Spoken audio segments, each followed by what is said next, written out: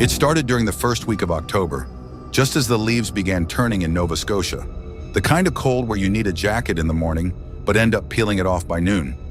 I had been working non-stop that year, buried in freelance projects and deadlines, and Claire, my girlfriend, had just wrapped up a stressful contract in Toronto.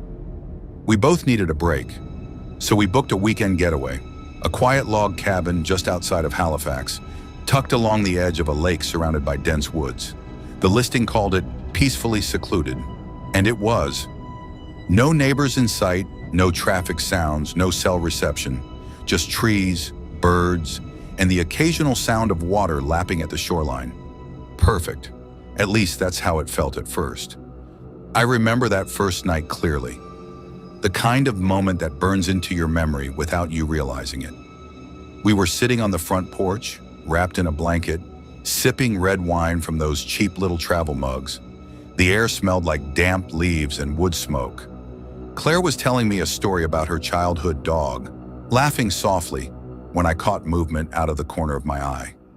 Just a flicker. I turned quickly, thinking maybe it was a deer or a raccoon, but there was nothing there, just trees and shadows. Claire noticed I'd gone quiet. "You see something?" she asked. I hesitated. "Thought I did," I said. "Probably nothing."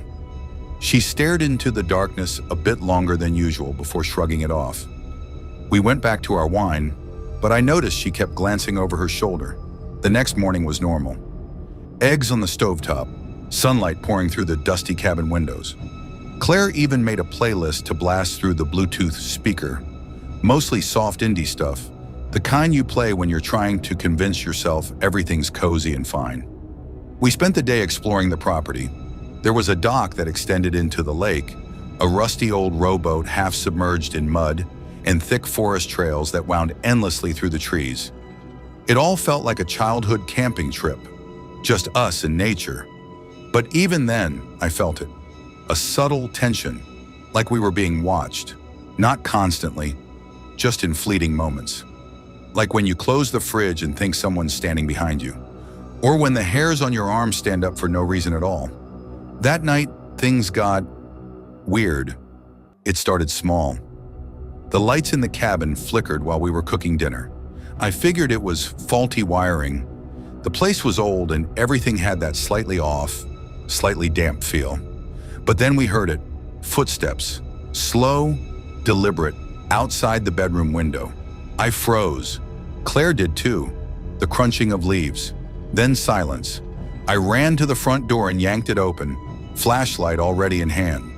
The beam scanned the porch, the trees, the path leading to the dock. Nothing. No footprints in the damp dirt. No animals. Just stillness. "Could have been a branch falling," I said, more to myself than her. Claire didn't respond. She just stood there staring at the tree line. We slept with the lights on that night. By the third day, we'd both had enough. We agreed to cut the trip short, leave in the morning. There was nothing dramatic about the decision. No fight, no big moment. Just this unspoken heaviness that neither of us wanted to name. But that afternoon, while Claire was inside packing, I wandered. Behind the cabin, just beyond a thin line of trees, I noticed a narrow path that hadn't been there before. I swear I would have seen it. I'd walked that area twice, but now it was clear, like something had deliberately moved branches and undergrowth to reveal it. I followed it. The trail was short, maybe 50 steps before it opened into a small clearing. And there, at the far end, was a well, stone, old, covered in moss and vines. It looked like something out of a fairy tale, the kind you know never ends well. I approached slowly. There was no bucket, no rope, just a black hole in the earth, the kind of dark that swallows light whole. And on the side of the well, faint but unmistakable, carved into the stone, was a name. Ross. My last name. I backed away, heart thudding in my chest. A dozen explanations fought for space in my head.